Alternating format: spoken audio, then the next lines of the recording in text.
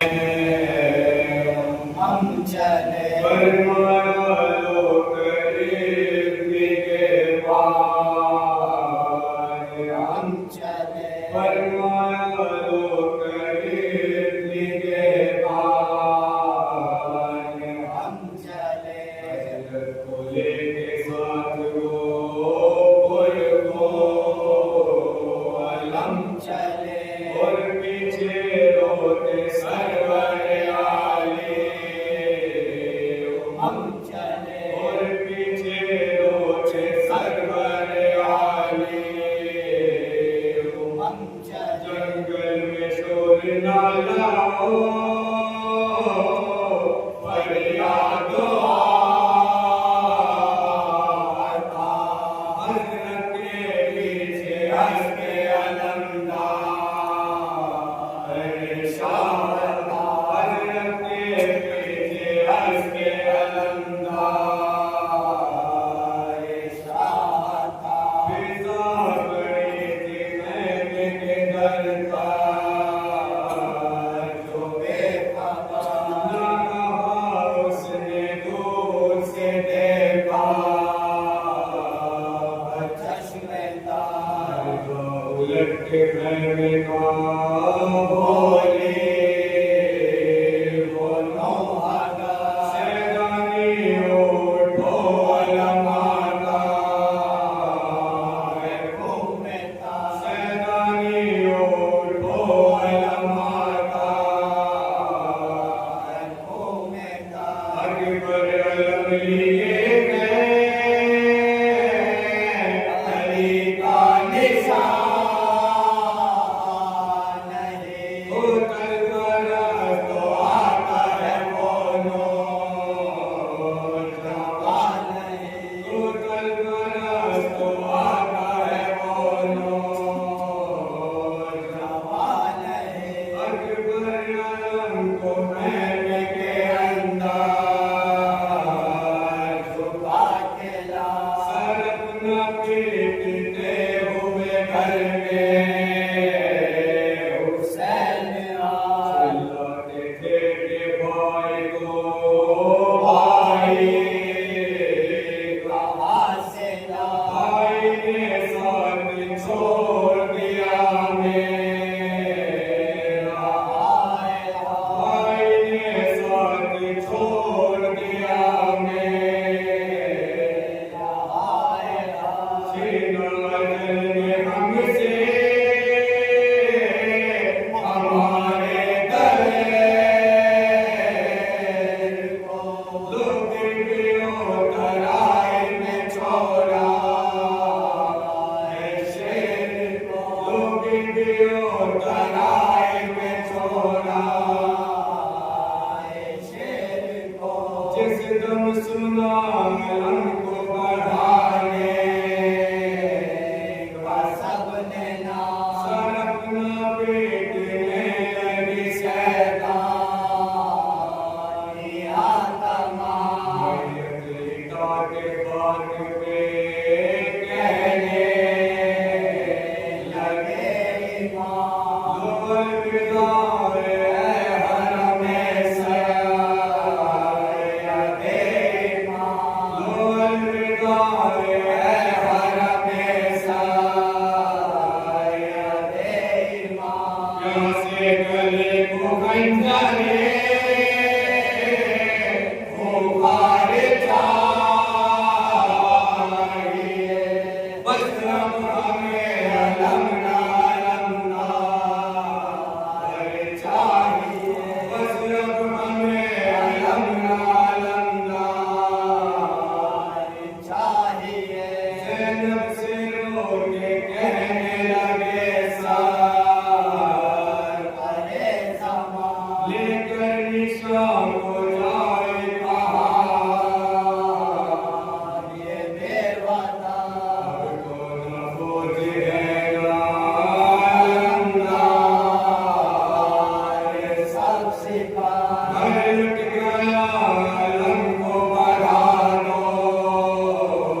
वसैब घर लुट गया अलम को बढ़ा दो। वसैब मोरे निशानी चढ़े दुल्दुल सवार लो वटकालम से बोलो पंजा उतार लो वटकालम से बोलो पंजा उतार लो उर्दू आलम के पास से आवाज के पिसा तुर्क में खुले थे कुर्ते के खैरात के जिगा माने जो तो पुकारे थे और कानों से वो है सहमा हुआ था एक तो एक पीर दाता सा सहमा हुआ था एक तो एक दाता सा जुल्फों पे गर्द थी आवाज देते मोहम्मद वाले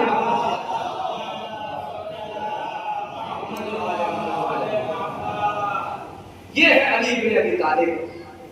और अली इब्न अबी तालिब की ऐसी ऐसी फजीलत कि जिसके लिए तारीख ये कहती है कि तमाम दरख्त अगर कलम बन जाए और तमाम समंदर अगर सियाही बन जाए तब भी कोई अली की फजीलतों को नहीं लिख सकता, अली की फजीलतों को नहीं बयान कर सकता। अजीज़ान गिरामी, एक दफा का वाक़या है कि जब सुबह की नमाज के लिए चंद सहाबा इकराम मस्जिद में जा रहे थे तो एक मर्तबा किसी का कुत्ता था कि जो तमाम के तमाम सहाबा को भौंक रहा था। जब ये मंजर हो चुका तो एक मर्तबा रसूल की खिदमत में आए, नमाज तमाम होने के बाद रसूल की खिदमत में आए और कहा, या रसूल अल्लाह, जब हम सुबह की नमाज के लिए आते हैं, सुबह की नमाज के लिए आते हैं तो फला का कुत्ता है कि जो हमको देख के भौंकता है। तो एक मर्तबा रसूल के साथ साथ के सारे अफराद उस शख्स के पास पहुंचे और कहते हैं कि तुम्हारा वो कुत्ता कहाँ है कि जो इनको भौंक रहा था, इनको भौंक रहा था। तो एक मर्तबा वो शख्स कहता है, या रसूल अल्लाह, मुझे तो नहीं पता, आप तो सबकी ज़बानें जानते हैं, आप तो अल्लाह के नबी हैं, आप ही इस जानवर से कलाम करिए, आप ही जानवर से बोलिए। एक मर्तबा रसूल ने पूछा कि तुम ये बताओ कि जब ये नमाज पढ़ने आ रहे होते हैं तो तुम इनको क्यों भौंकते हो, क्यों चिल्लाते हो? बस एक मर्तबा वो बेज़बान जानवर ये कहता है कि या नबी अल्लाह, मैं इनको न भौंकता, मगर ये जब भी इधर से जा रहे होते हैं तो मेरे सामने अली की बुराई करते हुए जाते हैं। एक सवाल भेजिए मोहम्मद वाले मोहम्मद।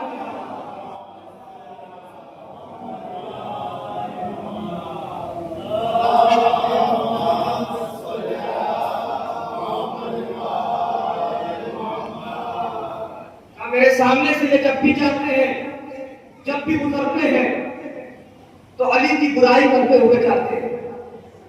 तो इससे ये बात तो साफ हो गई कि बंदों में अगर कोई इस बात से राजी है तो राजी रहे, मगर जानवर तो राजी न होगा, जानवर तो राजी नहीं है। अज़ीज़ान गिरामी, चंद अफराद बैठे हुए थे और मौलाए कायनात के ऊपर गुफ्तगू कर रहे थे और भी कुछ बातें कर रहे थे। तो एक मर्तबा जनाब सलमान आए और आने के बाद उन लोगों के पास बैठे तो एक मर्तबा वो लोग गुफ्तगू करते करते ये कहते हैं, ए सलमान, ये बताओ कि चुप रहने का और बोलने का मेयार क्या है, चुप रहने का और बोलने का मेयार क्या है? तो एक मर्तबा जनाब सलमान कहते हैं, यूं तो सारी जिंदगी इंसान को चुप रहना चाहिए, इसलिए कि गुनाहों की 70 किस्में ज़बान से जाहिर होती है। सामने से मौलाए कायनात का गुजर हुआ, एक मर्तबा सलमान ने अली को देखा और कहा, देखो, मगर बात अली की हो तो फिर चुप न रहना, बात अली की हो तो फिर चुप न रहना, इसलिए कि अली मेआर है, अली बुनियाद है।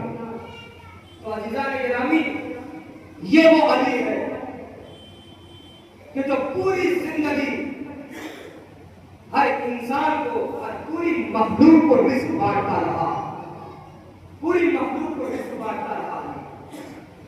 लेकिन अज़ीज़ान गिरामी, जिस अली ने पूरी जिंदगी अपना हाथ यूं रखा लोगों को देने के लिए, जब उसने कहीं दुआ मांगी है तो अब्बास मिला, जब उसने दुआ मांगी है तो अब्बास मिला।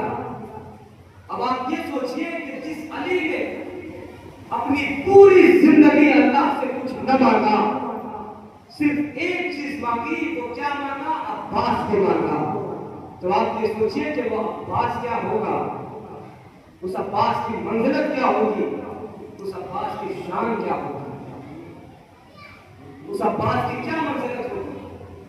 جناب زینب سے کسی نے آ کے یہ کہا کہ اے بی بی، آپ کا بھائی عباس بڑا خوبصورت ہے، آپ کا بھائی عباس، بھائی دیکھیے اگر کسی کے یہاں کوئی بچہ ہو اور وہ بہت حسین ہو، بہت خوبصورت ہو، تو خاندان کے لوگ سارے القاب اسے دے دیتے ہیں کہ یہ پھول سا ہے، یہ چاند سا ہے، سارے القاب اس کو دے دیتے ہیں۔